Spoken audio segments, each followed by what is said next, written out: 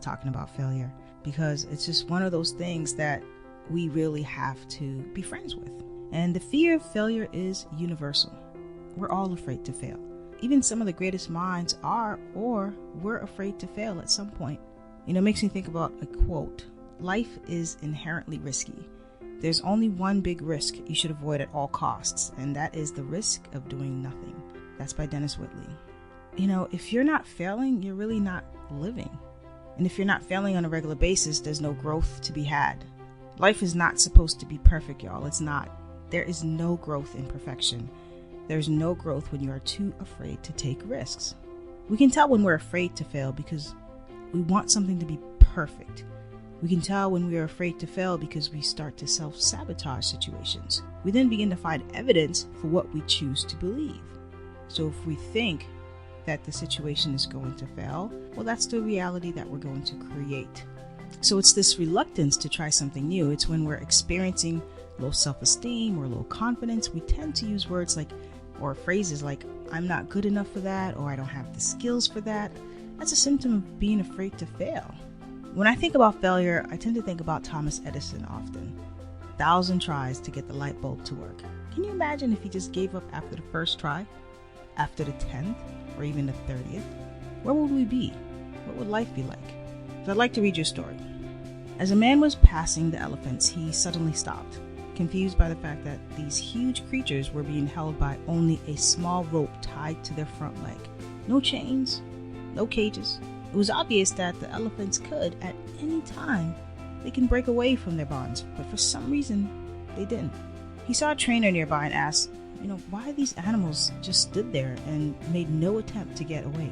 Well, the trainer said, when they are very young and much smaller, we use the same size rope to tie them, and at that age, it's enough to hold them. But as they grow up, they are conditioned to believe they cannot break away. They believe the rope can still hold them, so they never try to break free.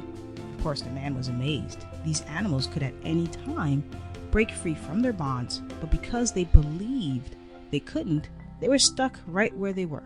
Like the elephants, how many of us go through life hanging on to a belief that we cannot do something simply because we failed at it once before? So really the moral of that story is failure is a huge part of learning. It's not in our best interest to want to be rid of struggle in life. You fail not because you're destined to fail, but because there are lessons which you need to learn as you move on with your life. Sometimes avoiding to fail becomes a habit, especially if you do it often enough. If you allow it to become a habit, it becomes automatic and it becomes your default station. So when people present you with new ideas and new opportunities, you're not able to see them because you built this wall specifically to avoid failure. There are lots of ways to begin the process to reduce the fear of failure and to begin to live your life without fear. Of course, having fear is not the issue. It's being open to removing the emotion out of the situation. When you bring logic into a situation that you're afraid of, you're able to fear it less and fear the possibility of failure less. You can analyze the potential outcomes, like what would happen if you made this decision. Being afraid of something is only because it's unknown to you. It's uncertain, so it makes sense. But part of this human experience is accepting that there is a mystery to life, and we aren't guaranteed to have all of the answers. The next is to be aware of your language. When you start telling yourself that you're not good enough for something, that's a key sign that this is something that is important for you to eliminate from your vocabulary, because that kind of language is going to cement you into fear, and it's going to perpetuate your fear of failure.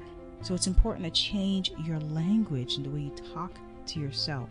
Another way is just to analyze the worst case scenario. Let's say you make this decision, and whatever you're afraid to fail, take a moment to ask yourself, what is the worst thing that could happen?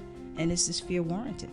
And really be honest to see if it actually is the worst thing that could possibly happen.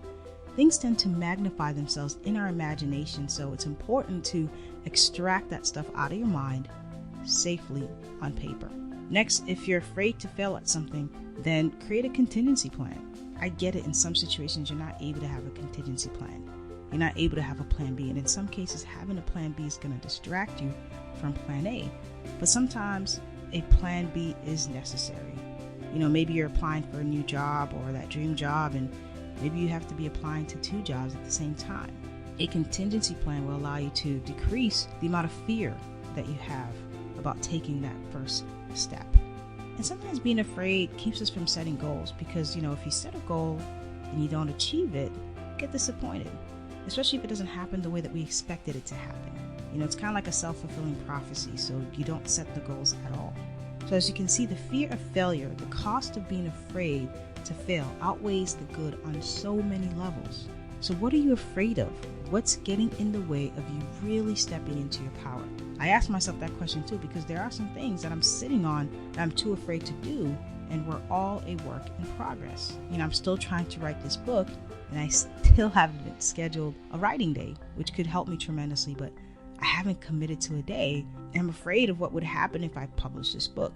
But I'm going to write it anyway because I have a message to share with the world, and so do you.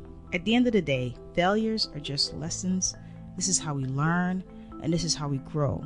So if you're not failing, you're not living. And I always hear the saying, like, if you're going to fail as fast as you can. Get it all out of the way. Ramit Sethi, he is a guy that has a blog that says, I will teach you to be rich.com. And I heard from a podcast and they were talking about failure. And you know what he does? Every month he makes sure that he fails at something. And he tries and he attempts a lot of different things. And he's like, yeah, I'm probably going to fail at that. But it's that idea of becoming comfortable with failing. That's quite a mind shift. But what a remarkable way to be present, to learn more about yourself and what you're able to do. Because we really don't know our limitations if we're not able to step up to the plate. So how are you possibly going to know if you're going to fail?